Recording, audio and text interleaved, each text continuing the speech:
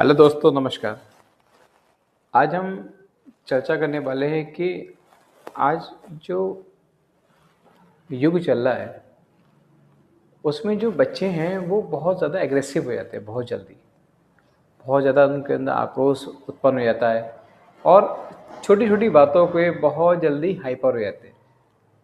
अब उसके पीछे क्या कारण है और क्या समाधान है, और ये विषय बहुत ही ज़्यादा महत्वपूर्ण है, क्योंकि हम देखते हैं कि जो इस समय जो जनरेशन हमारी आ रही है, इसमें बहुत ज़्यादा जो मतलब ये 6, 7, 8 क्लास के अगर हम बच्चे की बात करें, ये 13, 14 साल 15 साल के बच्चे हैं, बहुत ज़्यादा एकदम एग्रेसिव हो जाते हैं। उन्हें बर्दाश्त नहीं कोई भी चीज़ की, आपस में बर्दाश्त नहीं है, परिवार में बर्दाश्त नहीं है, चीज़ों को समझते ही नहीं है कि ऐसा हम कर रहे हैं तो इसका परिणाम क्या हो सकता है, क्योंकि उसको हम समझा ही नहीं रहे। वो जो समझाता है वो उसके लिए गलत हो जाता है, तो वहाँ पे चीज़ें क्या होती हैं, काफ़ी हद तक ख़राब हो जाती हैं। तो अगर हम बात करें कि जो बच्चे हैं ना, छोटी छोटी बात पे गुस्सा कर लेते हैं, छोटी छोटी बात पे एकदम मारा पीटी पा जाते हैं, शारीरिक तरीके से एकदम उनकी मतलब मौखिक बात होते होते एकदम एकदम हाथापाई पे शारीरिक बात, चोट पे बात आने शुरू हो जाती है, तो वो ठीक नहीं है। अब वो चाहे आपका आप जिस समाज में रह रहे हैं, जिस सोसाइटी में रह रहे हैं, उसका प्रभाव पड़े, स्कूल का प्रभाव पड़े, आपके परिवार का प्रभाव पड़े, तो वो काफ़ी चीज़ें हो सकती हैं। सोशल मीडिया भी इसका एक बहुत बड़ा एक इफ़ेक्ट पड़ सकता है, क्योंकि आज के डेट में देख रहे हैं ना कि उस पर एक लाइक्स, फॉलोवर, कमेंट के वजह से व्यक्ति हर लेवल पे अपने आप को अप भी कर रहा है, डाउन भी कर रहा है। और दूसरा एक ये जो हमारे पास जो यूथ जनरेशन्स है, ये बहुत ज़्यादा मतलब कहते हैं ना, कम टाइम में पैसा कमाना। ये लग्जरी लाइफ हम देखते हैं कि वो मतलब दूसरों की चीज़ों को देख के एकदम बहुत जल्दी शॉर्टकट अपनाने की कोशिश करते हैं कि उसने थाल ले ली तो भी मैं भी थाल लूँगा। ठीक है, ड्रीम है, वो ड्रीम आप अपने अच्छे मतलब अपने एजुकेशन से, अपने बिजनेस से, जैसे भी आप कर सकते हो, लेकिन शॉर्टकट अपनाने वाला जो काम होता है ना, कि वो चीज़ कहीं ना कहीं दिक्कत करती है। पूरे दिन बच्चा गेमिंग में पड़ा हुआ है कि मुझे को खाली इसको अर्न करना है, अर्न करना है। वो उस अर्न के लिए, वो एक अपनी प्लेटफॉर्म के लिए जो उसको सीखना है एक्चुअल में, जो उसका स्किल्स है टाइम का, वो मेंटली इतना ज़्यादा डिस्टर्ब हो गया है कि फिर वो सीखने की कोशिश ही नहीं कर रहा है। उसके माइंड में वही चीज़ रोटेट हो रही है, राइट। उनसे जो इमोशनली कम्युनिकेशन है, हमारा संवाद है, वो एक हो ही नहीं पाता है। आज के टाइम में सब अपने आप में इतना ज़्यादा रिजर्व हो गए हैं कि कोई किसी से बात नहीं करना चाहता है। हर बंदा अपनी बात को, जैसा मैं कर रहा हूँ बिल्कुल ठीक है, ठीक है। हम देखते हैं कि स्कूल के बाहर, कोचिंग के बाहर, जब कोचिंग छूटता है या स्कूल छूटता है, तो बच्चे अपना ग्रुप बना के निकलते हैं। आप भी निकले होंगे, हम भी निकले हैं, लेकिन उस टाइम पर भी एक बहुत ज़्यादा मतलब जब पूरी ग्रुप के संग होते हैं, तो हमारे अंदर एक अलग ही कॉन्फिडेंस होता है कि अरे यार, दोस्त हैं, देख लेंगे हम, हमारी दोस्त से किसी को जो है तो हम देख लेंगे, है ना। तो उस समय वो काम भी कर जाते हैं कभी कभी जो उनको नहीं करना है, जाने अनजाने में, जिससे हम शब्द यूज़ करते हैं। तो ऐसे में बच्चों को बहुत ज़्यादा तकलीफ होती है बाद में, और बच्चों से ज़्यादा उनके पेरेंट्स को होती है। आज के टाइम में छोटे छोटे बच्चे जो मतलब उनको नहीं पता है कि ये एकदम बदमाशी जैसे वर्ड्स में एकदम वो इन्वॉल्व हो जाते हैं। स्टेटस भी बड़े एकदम हाई फाई लगाने की कोशिश करते हैं कि मतलब उनकी जो फाइट है ना, वो अलग लेवल की है। वो सोच ही नहीं रहे कि इसका परिणाम क्या होगा। उन्हें अपने करियर की चिंता नहीं है, और इन सब के पीछे एक रीज़न ये जो निकल के आएगा, जहाँ तक मैं जानता हूँ, कि इसमें पेरेंट्स का या अभिभावक का बहुत बड़ा रोल है। आप जैसी गाइडेंस में उनको इन्वॉल्व करेंगे, वो उसी गाइडेंस में वो उस चीज़ को समझेंगे, सीखेंगे। आप उनको थोड़ा सा दबाव में, दबाव का मतलब यहाँ पे अच्छी मतलब शिक्षा के साथ साथ, ये नहीं कि आप उनको बिल्कुल एकदम मतलब कमरे में बंद कर दिया है। दबाव का मतलब यहाँ पे बस यही है कि आप उनको गलत को गलत, सही को सही कहना सिखाइए, उसको आप बढ़ावा मत दीजिए। जब बढ़ावा देते हैं ना, तो क्या होता है कि बच्चे के अंदर एक एक एक मतलब फील आ जाता है कि अरे ठीक है यार, मेरे पिताजी खड़े हैं, मेरे चाचा खड़े हैं, मेरे मामा खड़े हैं, जो होगा देखा जाएगा। तो वो उस समय तो देख लेते हैं, लेकिन आगे के लिए भाई देखो, उन लोगों ने अपनी जीवन काट लिया, ठीक है। अब टाइम है उन बच्चों का, उनके लिए आप ऐसा स्टेप मत उठाइए कि भाई उनको आगे जाकर तकलीफ हो। आज के टाइम में छोटी छोटी बातों में दुश्मनी बढ़ जाती है। स्कूल्स में बेंच में आगे बैठना है, पीछे बैठना है, छोटी मोटी बातें पे किसी का किसी से कोई नॉर्मल, आज के टाइम में डेटो में अफेयर्स बहुत सारी चीज़ें मतलब बढ़ जाती हैं, तो वहाँ पे फाइट होने शुरू हो जाती हैं। स्कूल के बाहर आप देख लो कि छोटी बातों पे फाइट होना शुरू हो जाती है, मतलब कोई रीज़न नहीं होगा लेकिन हो रही है। उसने ऐसा कहा, उसने उसको छेड़ा, उसने ऐसा कहा, तो वो क्या होता है, बात आगे बढ़ती चली जाती है। और जो अब खास कर ये जो एज जो होती है ना, किशोर अवस्था से बोलते हैं हम लोग, टीनेजर जो बोलते हैं, ये जो फ्रेंड सर्कल में ये लोग मात खाते हैं ना, ये बहुत ज़्यादा गलत होता है। अक्सर देखते हैं ना कि दोस्तों यारी में कि यार भाई चल जरा, मैं देख मेरा इससे कोई बात हो गई है, तो वो भी चल दिए रोले में आके।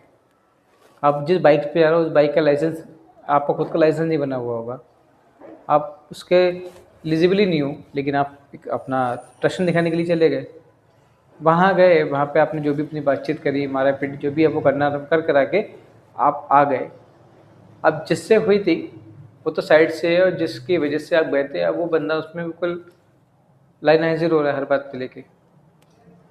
परेशान कौन हो रहा है? पेरेंट्स हो रहा है बाद में। चक्कर कौन लगा रहा है कोर्ट के? पेरेंट्स चक्कर लगा रहे हैं।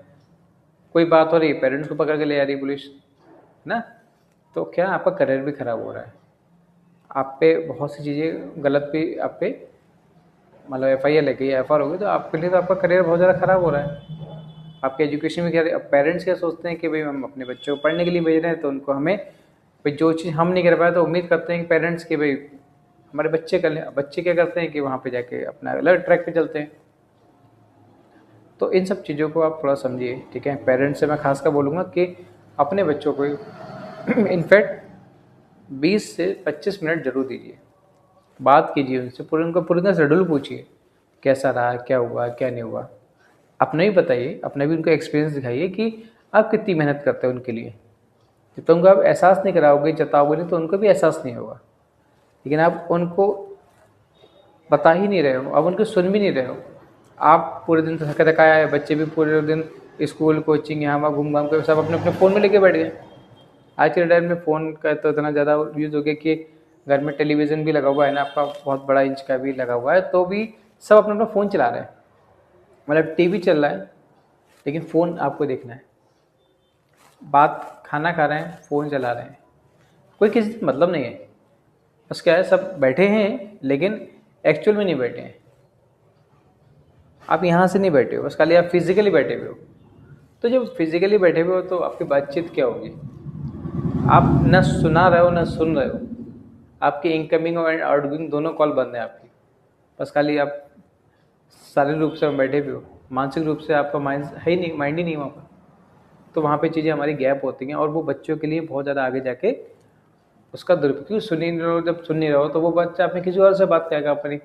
अब वो बंदा उसको क्या गाइड कर रहा है वो आपको नहीं मालूम है, क्योंकि वो अपनी मेंटलिटी के अकॉर्डिंग गाइड कर रहा है। भाई वो अपने फ्रेंड से अपनी बात कर रहा है, तो उसका फ्रेंड भी 14-15 साल का है, उसको दुनियादारी का नहीं पता है, तो उसको जो समझ में आ रहा है वो उसको गाइड कर रहा है। वो अच्छा है, बुरा है, वो गलत ट्रैक पे है, नशे में है कुछ, तो वो उसको वो सिखा रहा है ना। तो वो वहाँ पे चीज़ों का वो समझना होगा। फिजिकली खेलना बच्चों ने बहुत ज़्यादा कम कर दिया है, ठीक है। अब हर इंसान तो गेम दिन भर मोबाइल में लगा हुआ है, मोबाइल में गेम ही खेल रहा है, ना एक्सरसाइज आ रहा है ना कुछ नहीं कर रहा, फिजिकली बात ही नहीं हो रही है, ठीक है।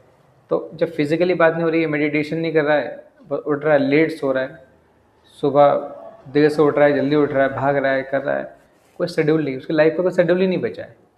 वो ज़िंदगी जी रहा है लेकिन एक्चुअल में अंदर से वो कुछ कुछ नहीं है उसका। वो टाइम काट रहा है, अपनी लाइफ को काट रहा है, चल नहीं रही, लाइफ काट रहा है अपनी। वो जा रहा है तो सोच रहा है कहीं में थोड़ा टाइम मिले तो मैं अपना फ़ोन चला लूँ, कहीं पे वो कुछ हो रहा है, वॉशरूम में जा रहा है तो फ़ोन लेके जा रहा है अपना वो। तो क्या हो रहा है ना कि वो फिज़िकली, स्कूल्स में आपके PTM होती है, तो मैं समझता हूँ कि बहुत ही कम चांस ऐसा होता है कि माता पिता दोनों लोग जाते होंगे, बहुत ही कम।